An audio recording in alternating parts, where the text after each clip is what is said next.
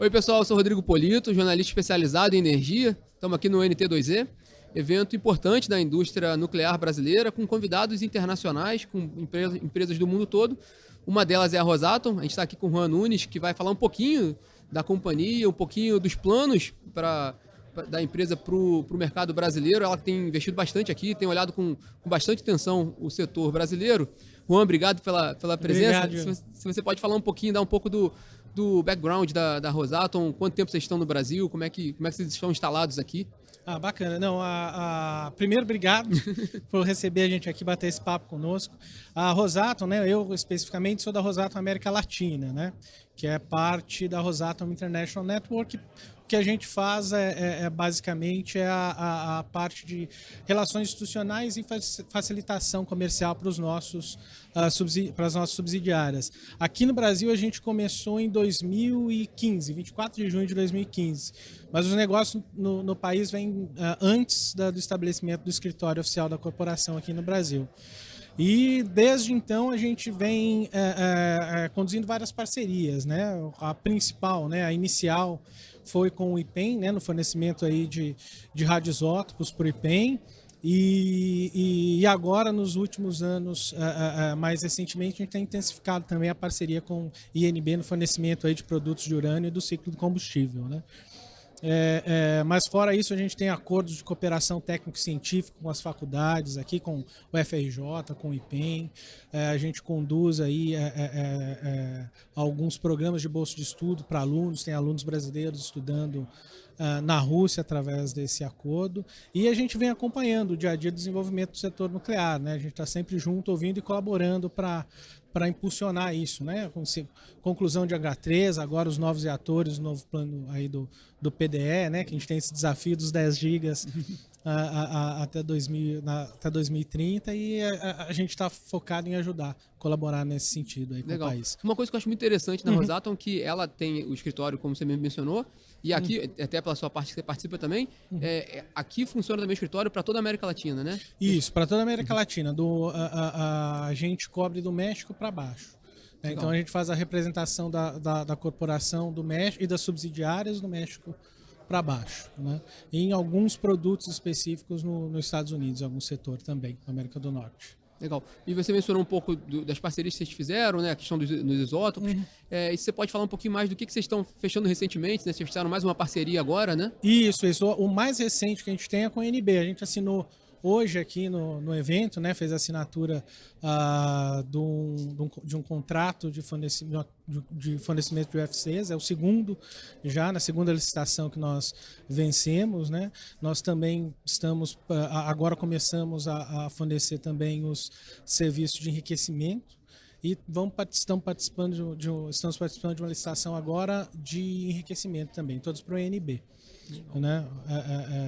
Então foi um ano, os últimos 2 anos a gente intensificou bastante aí a parceria comercial com eles. Legal. Porque é interessante isso, porque muito, quando a gente fala do setor de energia nuclear, talvez o público um pouco mais geral fica só pensando na questão de Angra 3. Angra 3, Angra 3, Angra 3, mas existe um monte de coisa em volta, né? Um monte de negócios que são feitos na parte dos combustíveis, na parte de medicina nuclear, né? Sim, sim. Que vocês participam muito, né? O setor nuclear, ele atua hoje numa gama que vai muito além da energia, né? A medicina nuclear, né, por exemplo, é uma coisa que está no dia a dia das pessoas, né?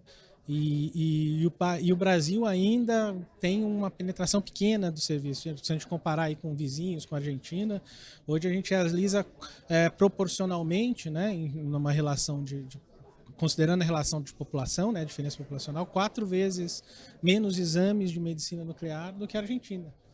Então, o Brasil tem um potencial muito grande, né? Tem a parte de radiação de alimentos, que o governo brasileiro conduziu estudos muito interessantes, né? Materiais muito interessantes para chamar atenção para essa área, que é muito importante e também pode ajudar economicamente o país e a produção agrícola do país. E a energia acaba sendo a que chama mais atenção por causa dos reatores, né? Faz todo sentido, é onde o assunto é mais discutido na mídia e tudo mais. Mas participação no dia a dia, né? A indústria petrolífera usa mecanismos para fazer teste, né? Usando fontes nucleares há muito tempo. Muito legal. E também, pensando um pouco no cenário global, a gente falou agora um pouquinho de energia nuclear. Hoje a gente tem Bom, no ano passado saiu a decisão da Comissão Europeia sobre classificando a energia nuclear como fonte limpa, né? O que acho que abre um espaço grande para esse crescimento, né?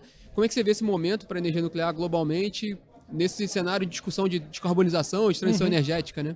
Não, é um cenário muito interessante, principalmente porque agora a gente começa a ver que até as pessoas, os formadores de opinião mais engajados em ambientalismo, estão começando a entender a importância da energia nuclear. Eu acho que foi importante esse momento, né, da substituição da nuclear por carvão, por fontes poluentes, para eles entenderem que a gente precisa da nuclear para ajudar na transição.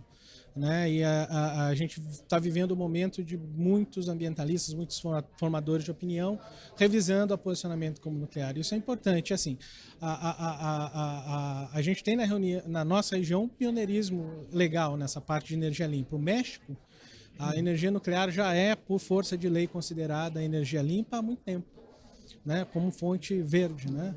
Então, a gente já tem esse exemplo na região. Então, a gente espera que isso aconteça, se multiplique, porque isso facilita a visão e o lugar da nuclear, facilita a gente colocar o nuclear dentro da posição que ela merece, né, na transição energética, né? Porque a gente precisa de todas as fontes. A gente está caminhando para o futuro que a energia elétrica vai ser indispensável, né?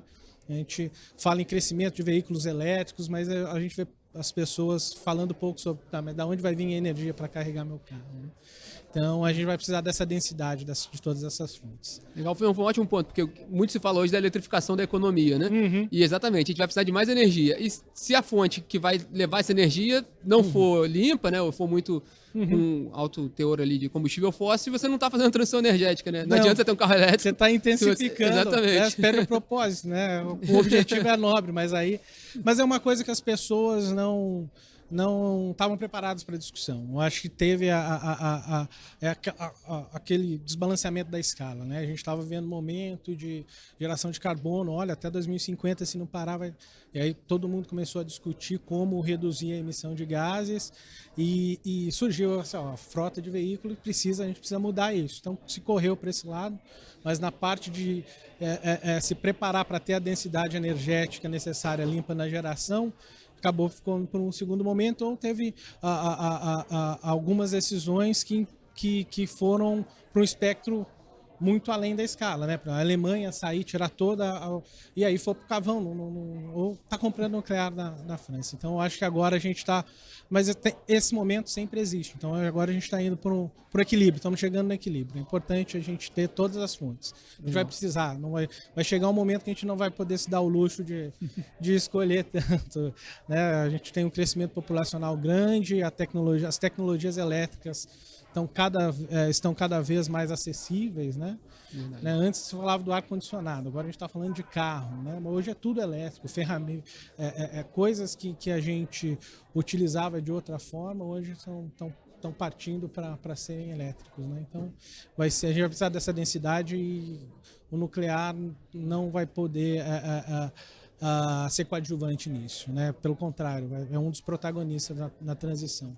Verdade. E você falou um pouquinho, agora trazendo a discussão para o Brasil, você falou logo no início, a gente comentou um pouquinho do PDE. A gente tem o Plano Nacional até 2050 prevendo até 10 gigawatts, o PDL prevê a conclusão de Angra 3 e a possibilidade de uma quarta usina, né, até 2031. Quer dizer, tem muita coisa aí.